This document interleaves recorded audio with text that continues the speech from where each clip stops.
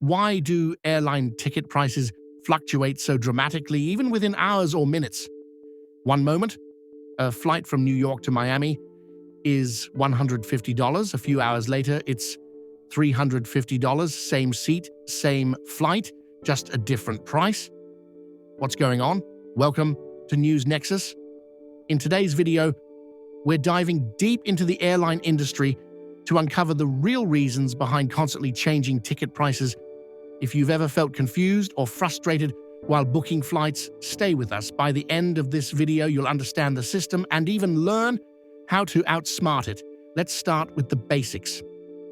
Airline pricing isn't fixed. It's dynamic. That means prices change in real time based on a complex network of data, demand, and predictive algorithms. Unlike products in a store, airline seats are perishable. Once a plane takes off, an unsold seat loses all its value, so airlines adjust prices constantly to maximize revenue and fill as many seats as possible. This process is governed by something called revenue management. Think of it as a pricing control tower. It uses artificial intelligence, historical booking data, market trends, and customer behavior to determine the best possible price at any given moment. And this system works around the clock, making thousands of pricing changes daily. Now, let's talk about supply and demand. One of the biggest factors influencing ticket prices: when more people want to fly, prices go up. When demand drops, prices go down. That's why flights during holidays, school vacations, or major events tend to be more expensive. Conversely, flying on a random Tuesday in February often results in cheaper fares. But here's where it gets even more fascinating.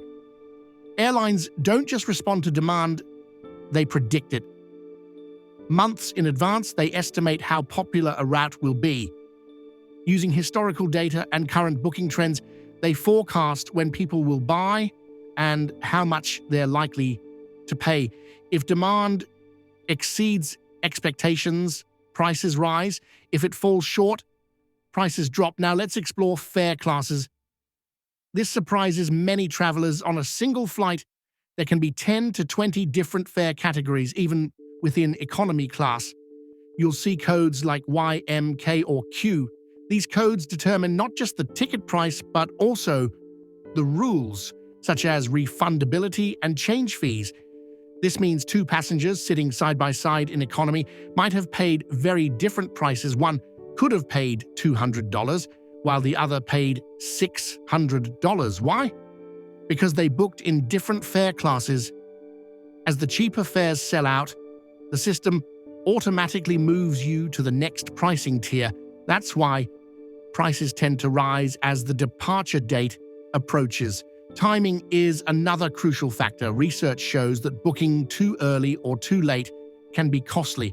For domestic flights, the sweet spot is typically 1 to 3 months in advance. For international trips, it's 2 to 8 months. Booking midweek, especially on Tuesdays or Wednesdays, often yields better deals, as airlines usually release new prices and adjustments after the weekend. You may have heard the theory that checking the same flight multiple times can cause the price to go up. This isn't just a myth. Some booking sites use cookies to track your activity. If they detect that you're repeatedly checking a specific route, they might increase the fare to pressure you into booking quickly. This tactic creates urgency and encourages impulsive purchases. Artificial intelligence plays a big role here. Airlines and travel platforms use AI not only to set prices, but also to personalize them. The more you browse, the more they learn about your habits. Are you a last-minute traveler? Are you flying for business or leisure? Are you using a premium device or a budget one? All of this information can influence the price you're shown. Competition is another major factor. Airlines monitor each other constantly. If one drops its prices on a route, competitors often respond within hours. This can trigger short-lived price wars. During these brief windows, you can score incredible deals, but prices usually rebound quickly once the seats sell out or demand stabilizes. Let's also talk about budget airlines. They often advertise ultra-low base fares, but charge for everything else: luggage, seat selection, meals, even printing your boarding pass. This pricing model, known as unbundling, helps them appear cheaper in search results. But after adding all the extras, the final cost might not be much of a bargain. So how can you save money and beat the system?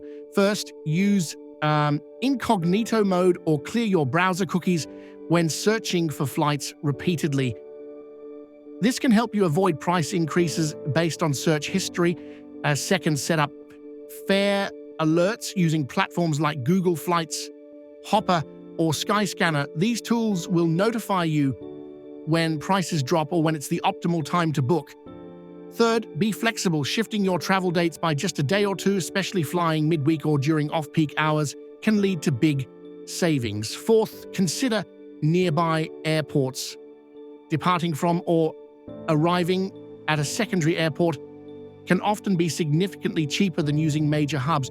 Fifth, use a VPN to compare prices from different regions. In some cases, airlines offer different fares depending on your location or currency. And finally, take advantage of frequent flyer programs and travel credit cards.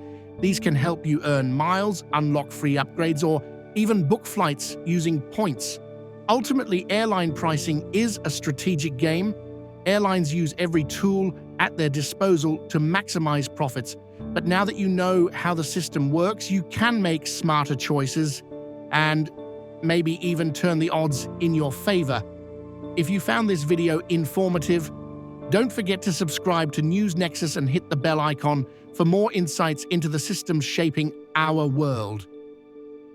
Share your wildest airline pricing experience in the comments. We'd love to hear your story. Thanks for watching. Until next time, travel smart and stay curious.